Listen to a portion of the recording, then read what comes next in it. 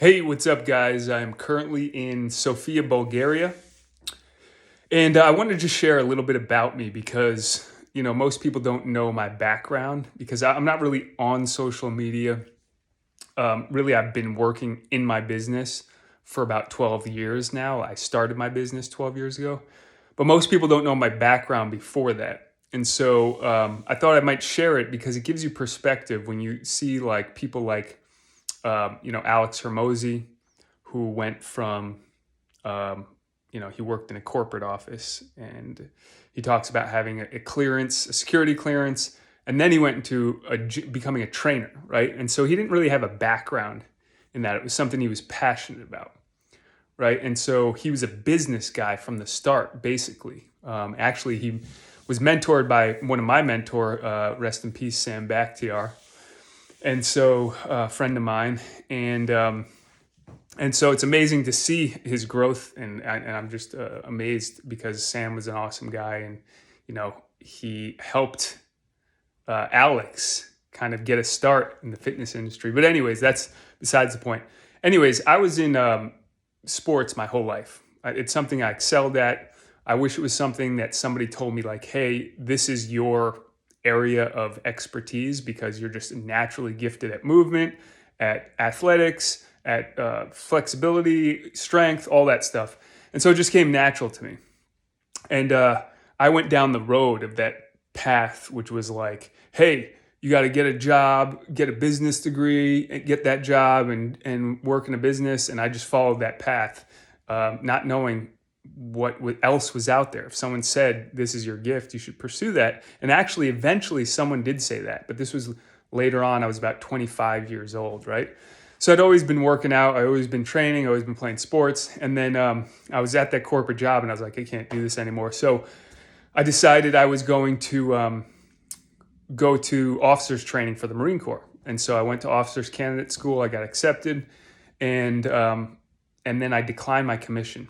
And so that makes me probably 0.0001% of society because one, it's very hard to get accepted into officer candidate school, and then it's extremely hard to graduate, and almost no one declines their commission. It was one of the toughest decisions I ever made, but I did it. And so I declined my commission as an officer in the Marine Corps. I went back to New York City and I was like, what am I going to do with my life? I can never go back to a desk job after this.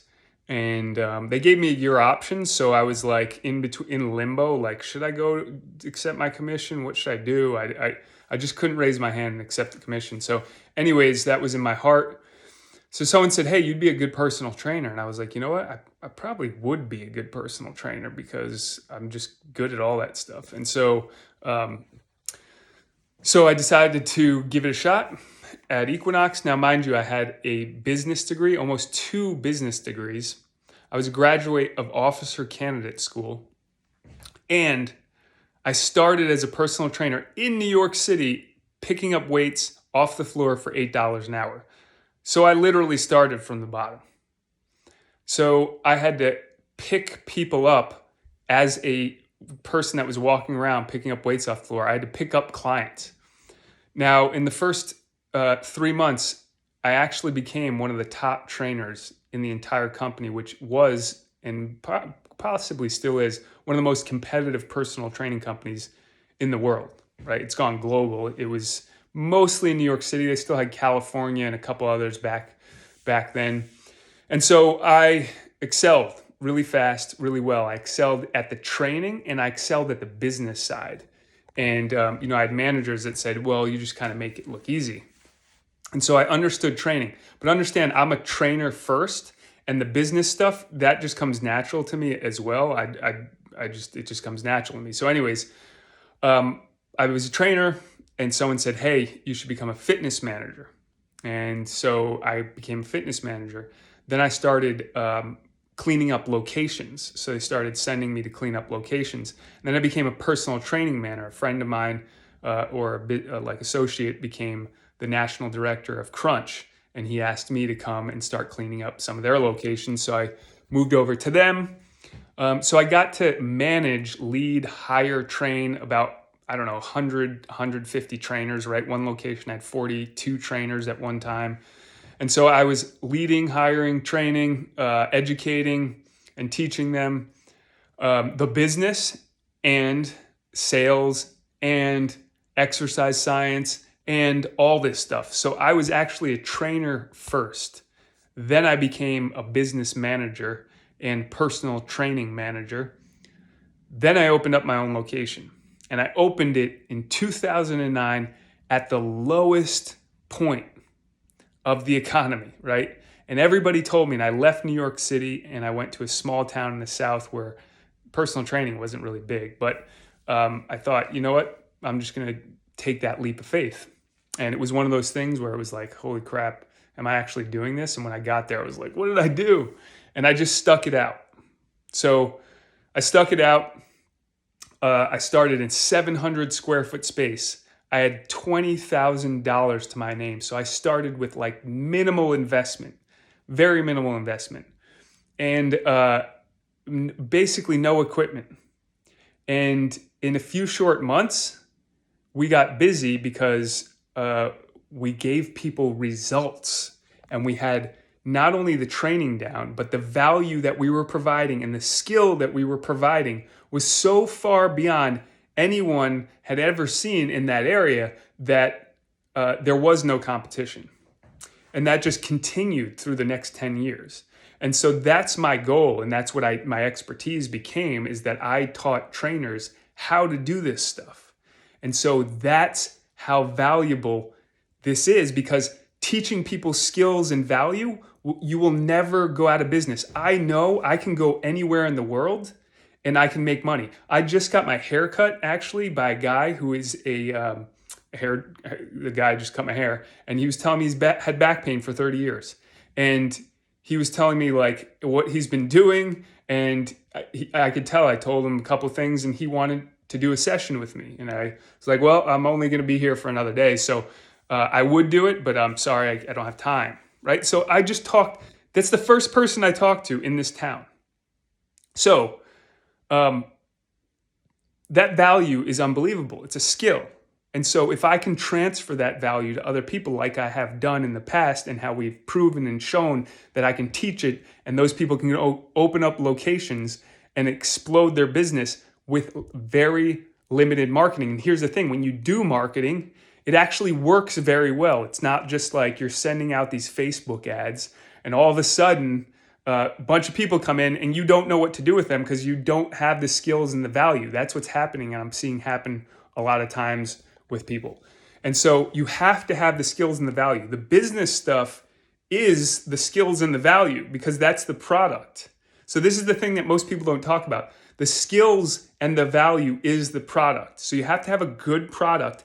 Then all the business stuff works after that, right? You can't sell anybody anything of high value and then not deliver. So we would sell stuff at New York City prices in South Carolina, where the next competitor was selling $25 an hour for training. We were selling $60 for a half hour, and we were getting people coming in regularly. And so it was like $120 per hour. And that was one-on-one, and we limited our one-on-one, and we went full in on group training, and we funneled them from one-on-one to group training. So this is how it would look. Someone would come in with back pain. I'd do an assessment. They'd feel great in that half hour. And then I'd say, all right, based on what I saw today, I recommend that you do 6 sessions at one-on-one. This is the price. This is what I'll give it to you. We'd have like a sales process, which I go over in our whole program. And so they would come in for 6 sessions. And guess what? In those 6 sessions, they'd feel better than they've ever felt in their life. And so what do you think the conversion rates were? Well, I'd say, listen, we just got your back pain gone.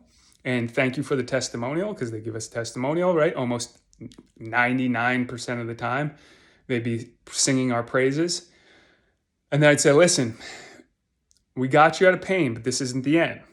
We need to get you stronger. So part of the reason why you have the back pain is because you don't have the core support. You don't have the leg strength. You don't have this, that, the other thing. So what I would recommend is you continue with our group training or one-on-one, depending on, the person's financial situation, right? If they are somebody that just has disposable income, continue one-on-one at a very high rate for at least a month or two before we can funnel them into group training, right?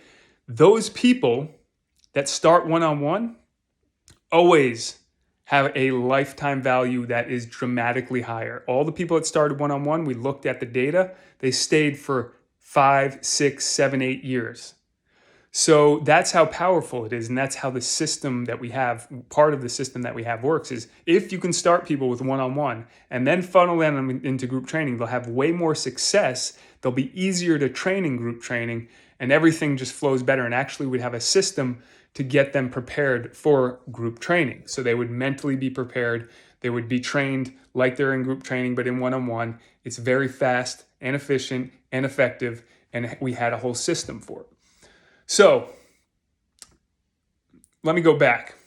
So anyways, I opened up my location, 700 square foot. Then we expanded to 1,400 square feet. Then we expanded, and this was in like a 2-year period, I think less than 2 years. Then we went to 1,400 square feet. Then we went to 2,200 square feet. Then we went to 2 locations because we just kept opening up bigger locations. Then we went from one location, then we had another location 20 minutes away, and then it just kept growing and growing and growing. I think the second year in business, we did $611,000, right?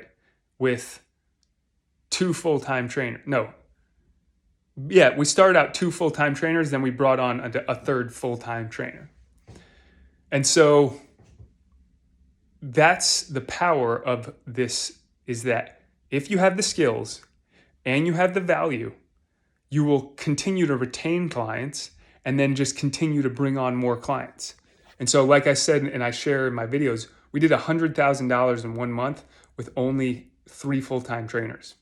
We did $150,000 in 1 month with only 4 full-time trainers at those 2 locations. And that's only considering 2 locations. We had a third location up in Connecticut. So I don't even include that in because that was a different, my sister launched her own location and I basically just trained her, prepared her for it, and then she launched it. And she did $500,000 in only a few years of opening it, and she knew nothing about the training industry. She was a teacher, came and learned my system in 6 weeks.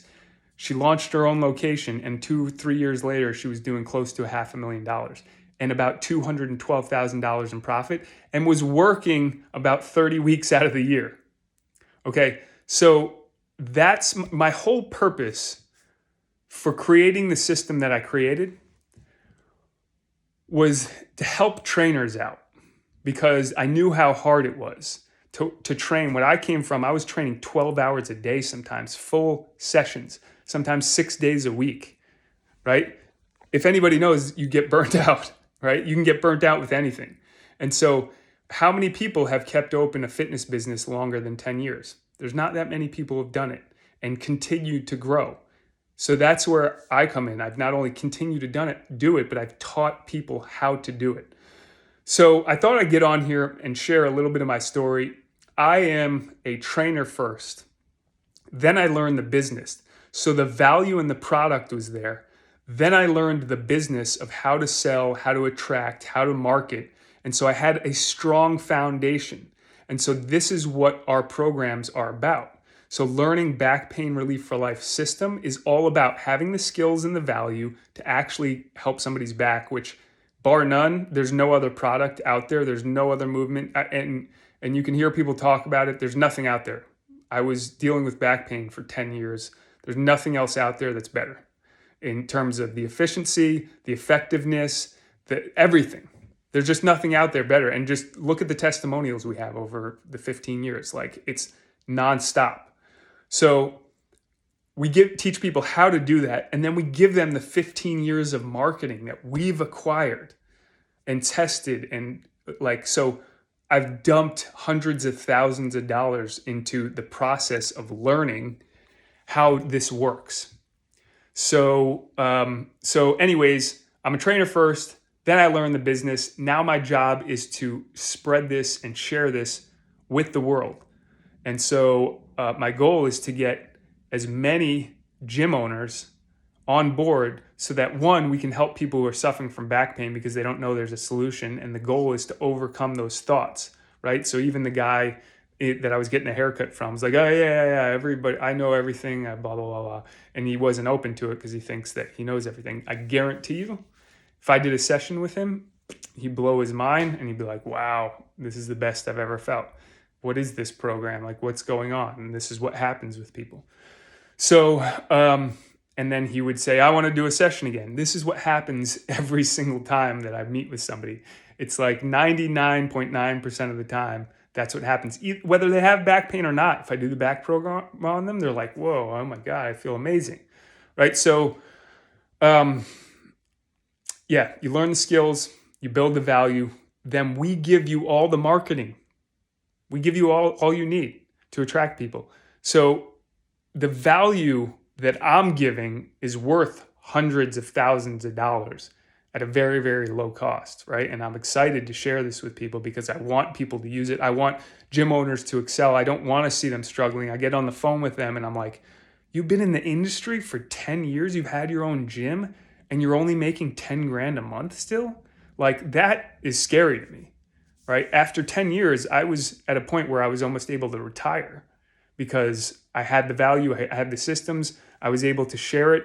So guys, my whole point of this video is to just give you my background, my knowledge, and share that I'm here to service this industry by sharing the knowledge and the expertise that I've gained over the 15 years that I've been in the industry.